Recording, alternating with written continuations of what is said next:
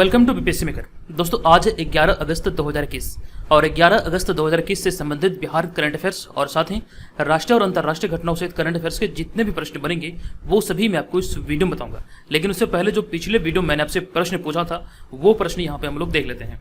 तो पिछले वीडियो मैंने आपसे पूछा था कि ओलंपिक खेलों में भारत ने हाल ही में कितने वर्षों के बाद स्वर्ण पदक अर्थात गोल्ड मेडल जीता है। इस प्रश्न का राइट आंसर होगा ऑप्शन नंबर ए, यानी कि 13 वर्षों के बाद ओलंपिक खेलों में भारत ने गोल्ड मेडल अपने नाम किया है। तो ये आपको यहाँ से याद रखना है। चलिए अब यहाँ पर हम चलते हैं सीधे आगे और अगस्त माह से संबंधित जो प्रमुख दिवस व तिथियां हैं उसे देख लेते हैं। तो एक एक करके हम लोग सारी चीज़ों को देखेंगे। तो 1 अगस्त को राष्ट्रीय पर्वतारोहण दिवस और इसके अतिरिक्त 1 अगस्त को इस वर्ष मैत्री दिवस अर्थात फ्रेंडशिप डे के तौर पे मनाया गया है, क्योंकि फ्रेंडशिप डे जो होता है ये अगस्त का प्रथम रविवार को प्रत्येक वर्ष मनाया जाता है। दूसरा हमारा है 2 अगस्त। 2 अगस्त को दादरा एवं नगर हवेली मुक्ति दिवस। 3 अगस्त को मैथिली शरण गुप्त जयंती अर्थात इसे कवि दिवस के रूप में भी जाना जाता है। 4 अगस्त को अमेरिकी तटरक्षक दिवस। 6 अगस्त को हिरोशिमा दिवस। 7 अगस्त को अंतर्राष्ट्रीय बियर दिवस और राष्ट्रीय हथकरघा दिवस। 8 अगस्त को भारत छोड़ो आंदोलन। 9 अगस्त को नागासाकी दिवस और विश्व आदिवासी दिवस मनाया गया। और फिर इसके अतिरिक्त 9 अगस्त को बिहार पर्यावरण या पृथ्वी दिवस मनाया गया।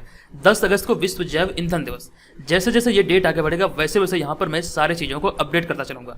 यहाँ पर अभी इसका फिलहाल कोई थीम निर्धारित नहीं, इसीलिए यहाँ पर मैंने इसे खाली छोड़ा है। अब यहाँ पर हम सीधे आगे बढ़ते हैं। यहाँ पर आपको एक जानकारी दे दूं कि टोक्यो 2020 से संबंधित टॉप 90 क्वेश्चन का एक वीडियो चैनल पे अपलोड हुआ है।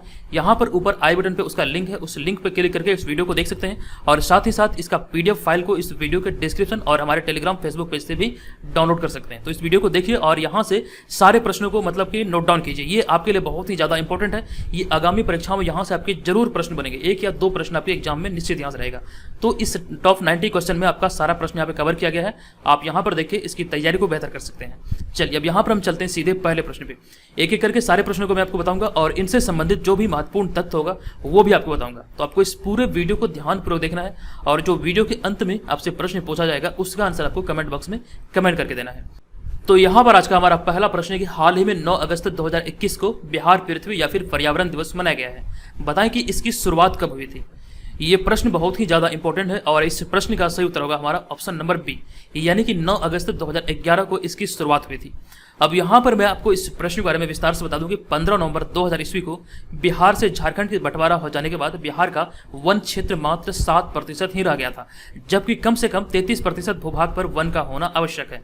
ये बहुत ही ज़्यादा मतलब कि कम हो चुका था जब ये बंटवारा हुआ था 15 नवंबर 2000 ईस्वी को। और झारखंड राज्य का जो बंटवारा हुआ था बिहार के संपूर्ण भूभाग को काट करके, तो यहाँ पर आपको ये ध्यान रखना कि 46% भूभाग के साथ झारखंड राज्य का गठन हुआ था और झारखंड राज्य के प्रथम प्रधानमंत्री थे बाबूलाल मरांडी। ये भी ध्यान रखिएगा। तो झारखंड राज्य का जब बंटवारा हुआ तो कुल मिला के बिहार में जो वन क्षेत्र बचा ये मात्र 7% ही बचा, जबकि कहा जाता है कि 33% भूभाग पे वन का होना अति आवश्यक है। और फिर यहाँ पे हमारा अगला पॉइंट है कि उसके बाद बिहार सरकार ने राज्य में पर्यावरण संरक्षण को बढ़ावा देने के लिए बिहार पृथ्वी या फिर पर्यावरण दिवस मनाने की शुरुआत की। इसकी शुरुआत 9 अगस्त 2011 को किया गया था और आगे लिखा गया कि बिहार में हरित आवरण क्षेत्र को बढ़ाने के लिए 24 एकड़ नहीं बल्कि 24 करोड़ पौधे लगाने का लक्ष्य रखा गया था। उस वक्त जब इसकी शुरुआत हुई थी 9 अगस्त 2011 को, तभी ये मतलब कि लक्ष्य लिया गया था कि 24 करोड़ पौधे लगाए जाएंगे। तो ये सारी इन्फॉर्मेशन यहाँ पे ये जो आंकड़े वाले चीज़ें हैं वो आपको याद रखना है। यहाँ से एक बार प्रश्न बना है कि भारत में जो बिहार राज्य है, बिहार में वन क्षेत्र कितना प्रतिशत है, तो 7% क्षेत्र पर वनावरण है। तो ये जानकारी यहाँ से आप याद रखेंगे। अब यहाँ पर हम चलते हैं अगले प्रश्न पे। हमारा अगला प्रश्न है, दूसरा प्रश्न कि विश्व हिंदू रक्षा संगठन द्वारा हाल ही में बिहार के किस जिले में रोटी बैंक का शुभारंभ किया गया है। इस प्रश्न का हमारा सही उत्तर होगा ऑप्शन नंबर डी, यानी कि बिहार के पूर्णिया जिले में अभी हाल ही में रोटी बैंक का शुभारंभ किया गया। अब यहाँ पर मैं आपको इस प्रश्न के बारे में बता दूं कि विश्व हिंदू रक्षा संगठन के द्वारा हाल ही में पूर्णिया जिले में मुफ्त भोजनालय अर्थात रोटी बैंक केंद्र का शुभारंभ किया गया है। अब यहाँ पे आगे लिखा गया, यहाँ निःशुल्क भोजनालय में सैकड़ों लोगों को मुफ्त भोजन दोपहर 1 से 3 बजे के बीच वितरण किया जाएगा। ये आपको यहाँ से याद रखना है। अभी हाल ही में पूर्णिया जिले में ये शुरुआत हुआ है। अब यहाँ पर देखिए अगला पॉइंट जो मैंने ऐड किया है ये बहुत ही ज़्यादा इंपॉर्टेंट है। तो नवीनतम आंकड़ों के अनुसार बिहार में सर्वाधिक जूट की खेती पूर्णिया में होती है। ये प्रश्न बिहार एसएससी एग्जाम में पूछा हुआ प्रश्न है कि जूट की सर्वाधिक खेती किस जिले में होती है बिहार में। तो पूर्णिया जिले में जूट की सर्वाधिक खेती होती है। और यहाँ पे आगे लिखा गया और साथ ही पूर्णिया जिला बिहार में सबसे ज़्यादा मुर्गी और अंडे पैदा करता है। तो ये भी आंकड़े यहाँ से आप याद रखेंगे। दोनों प्रश्न बहुत ही ज़्यादा इंपॉर्टेंट है, किसी भी प्रश्न को आप छोटा नहीं समझ सकते। Bihar SSC exam, Bihar SSC हो गया, बीपीएससी हो गया, बिहार में कोई भी परीक्षा परीक्षा आयोजित होती है, ये सारे प्रश्न बहुत ही ज़्यादा इंपॉर्टेंट होते हैं। तो सारे प्रश्नों को आप लोग कॉपी में जरूर नोट कीजिए। अगर आप हमारे पेड ग्रुप को ज्वाइन नहीं कर सकते तो प्लीज़ कॉपी में नोट डाउन कीजिए, इससे आपकी तैयारी बेहतर होगी। आपको दोबारा कहीं से भी करंट अफेयर्स पढ़ने की आवश्यकता नहीं होगी, ये मेरा आपसे वादा है। तीसरा प्रश्न है कि हाल ही में बिहार के किस जिले में गंगा नदी पर विक्रमशिला सेतु के समानांतर 4 लेन पुल का निर्माण कार्य शुरू किया जाएगा? इस प्रश्न का हमारा सही उत्तर होगा ऑप्शन नंबर डी, क्योंकि विक्रमशिला सेतु जो पुल है ये भागलपुर जिले में है। तो ऑप्शन नंबर डी इस प्रश्न का सही उत्तर होगा।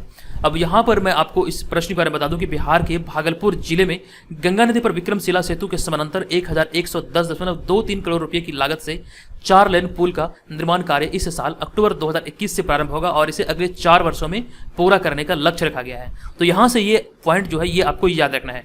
इसमें जो लागत आएगा ये इसमें निर्धारित है कि 1110.2 करोड़ रुपए की लागत से इसका निर्माण होगा और ये 4 लेन वाला पुल होगा जो कि भागलपुर में विक्रमशिला सेतु के समानांतर होगा और इसे अगले 4 वर्षों में पूरा किया जाएगा।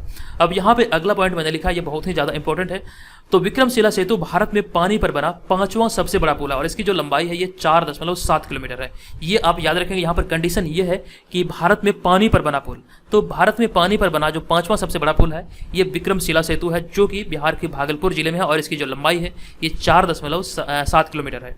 अब यहाँ पर अगला पॉइंट मैंने लिखा है कि भारत में पानी के ऊपर बना सबसे लंबा पुल लोहित नदी पर बना है और इसे भूपेन हजारिका सेतु के नाम से जाना जाता है और इसकी जो लंबाई है 9.15 किलोमीटर है। तो ये आपको याद रखना है कि सबसे लंबा जो पुल है ये लोहित नदी पर बना है जिसका नाम है भूपेन हजारिका सेतु और ये आप देख सकते हैं इसकी जो लंबाई है ये 9.15 किलोमीटर है।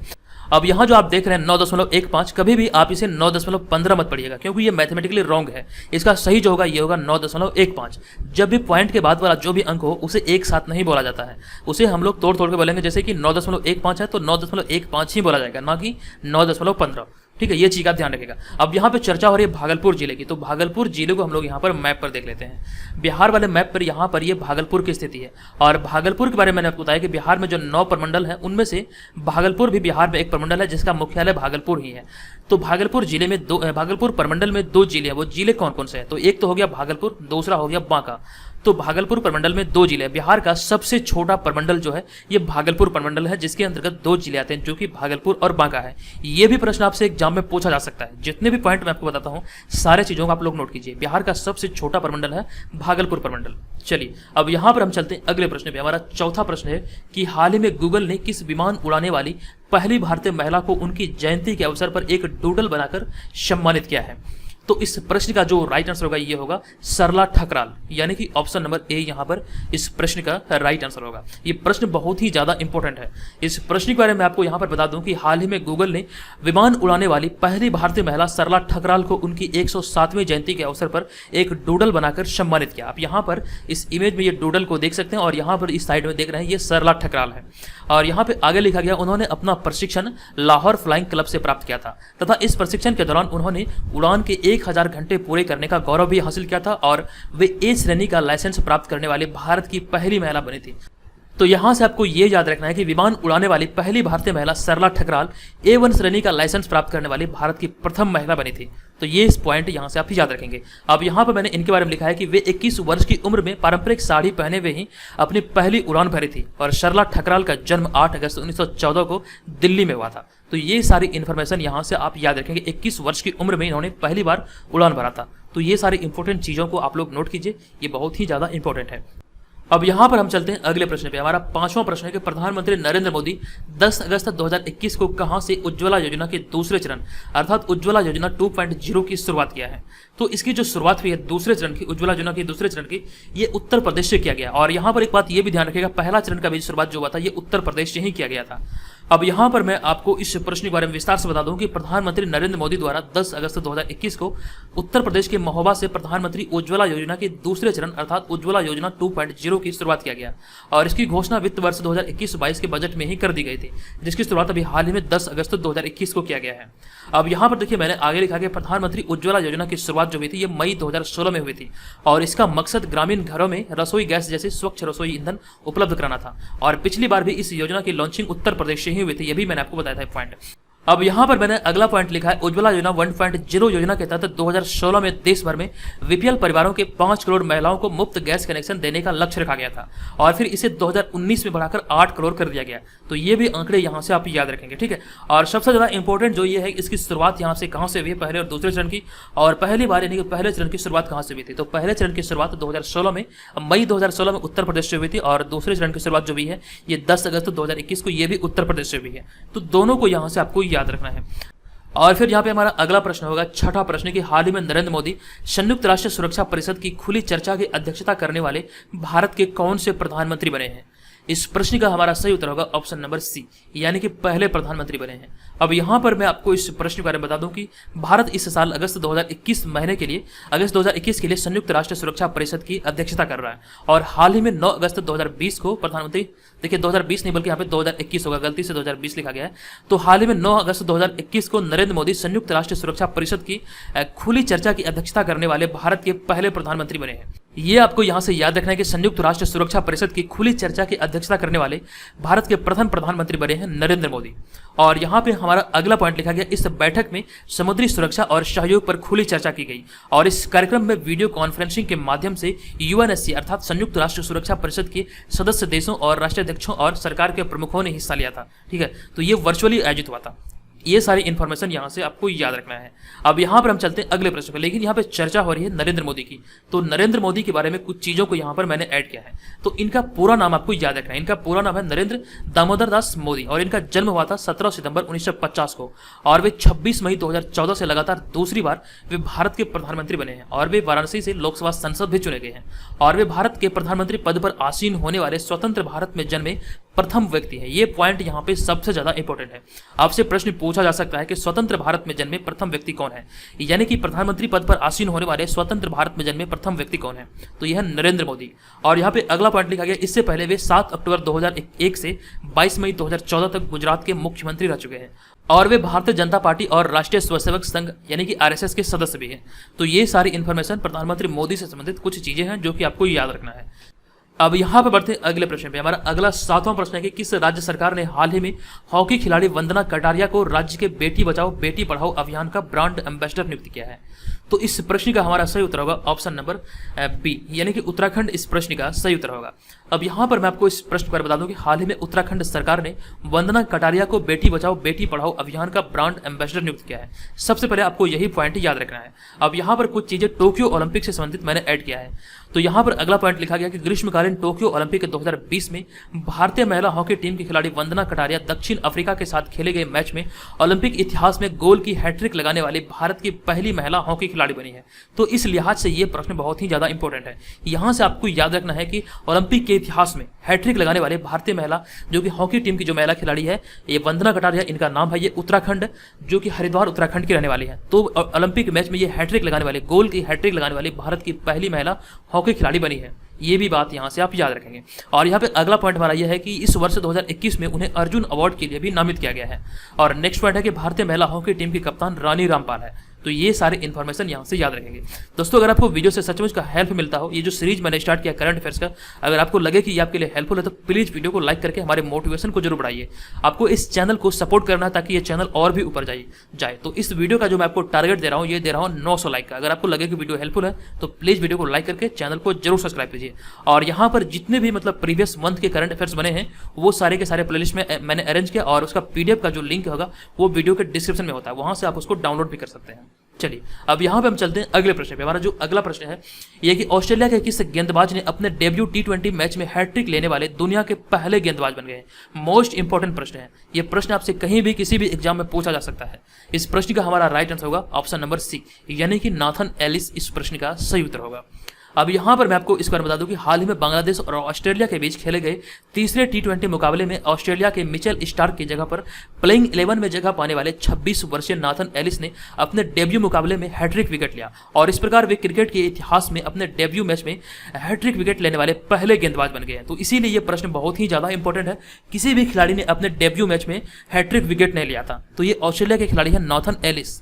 तो इन्होंने अपने डेब्यू मैच में हैट्रिक विकेट लेकर यह रिकॉर्ड अपने नाम किया है। तो ये आप यहाँ से याद रखेंगे। अब यहाँ पे चर्चा हो रही है क्रिकेट की, तो क्रिकेट की जो सर्वोच्च संस्था है ये आईसीसी, जिसका अर्थ होता है इंटरनेशनल क्रिकेट काउंसिल। इसके बारे में यहाँ पे हम लोग इस चीज़ों को देख लेते हैं। तो आईसीसी का जो सिद्धांत है, यानी कि इसका जो मोटो है, ये अच्छाई के लिए क्रिकेट है। आईसीसी की स्थापना जो हुई थी ये 15 जून 1909 को हुआ था। इसका मुख्यालय दुबई संयुक्त अरब अमीरात में है और अभी आईसीसी के सदस्य हैं 106 देश और आईसीसी की आधिकारिक भाषा है अंग्रेजी। आईसीसी के अभी चेयरमैन है ग्रेग बर्कले, जो कि न्यूजीलैंड के हैं और वर्तमान में सीईओ है जोफ एर्लाडिस और ये ऑस्ट्रेलिया के हैं। अब यहाँ पर आपको एक पॉइंट याद रखना है, इससे पहले जो आईसीसी के सीईओ थे ये थे मनु साहनी, जिन्होंने अभी हाल ही में कुछ दिन पहले इस्तीफा दिया था और उसके बाद अभी हाल ही में आईसीसी के जो सीईओ बने हैं ये जोफ एर्लाडिस बने हैं और ये ऑस्ट्रेलिया के हैं। चलिए यहाँ पर बढ़ते हैं अगले प्रश्न पे। हमारा अगला प्रश्न, नवा प्रश्न कि ओलंपिक के अब तक के इतिहास में भारतीय पुरुष हॉकी टीम के बारे में निम्न में से कौन सा मिलान सही है।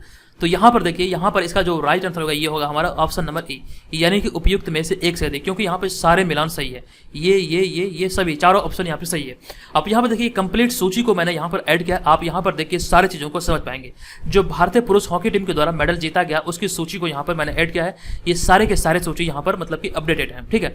तो सबसे पहले आप यहाँ पर ध्यान रखिए, ओलंपिक खेल का जो आयोजन होता है ये प्रत्येक 4 वर्ष के अंतराल पर होता है और भारतीय हॉकी पुरुष टीम ने प्रथम जो मेडल जीता था, गोल्ड मेडल, ये एम्स्टर्डम ओलंपिक 1928 में जीता था। यहाँ पर पहले वाले पॉइंट में आप यहाँ पे देख सकते हैं, ठीक है। तो इस सूची को हम लोग एक एक कर देखते हैं। तो स्वर्ण पदक एम्स्टर्डम ओलंपिक 1928 में भारत ने अपने नाम किया था और उसके बाद लॉस एंजलिस में 1932 में स्वर्ण पदक जीता था और फिर 4 वर्ष बाद 1936 में बर्लिन ओलंपिक में स्वर्ण पदक जीता था। तो कुल मिलाकर लगातार 3 वर्ष भारत ने गोल्ड मेडल अपने नाम किया था। ये आप यहाँ से याद रखेंगे, लगातार 3 वर्ष भारत ने अपने नाम गोल्ड मेडल किया था, यानी कि 1928, 1932 और फिर 1936। और यहाँ पे हमारा अगला है स्वर्ण पदक लंदन ओलंपिक 1948 में, फिर 4 वर्ष बाद 1952 में हेलसिंकी ओलंपिक में स्वर्ण पदक, फिर 4 वर्ष बाद मेलबर्न ओलंपिक 1954। फिर से लगातार 3 वर्ष भारतीय पुरुष हॉकी टीम ने गोल्ड मेडल अपने नाम किया था। फिर नेक्स्ट हमारा है रजत पदक रोम ओलंपिक 1960 में।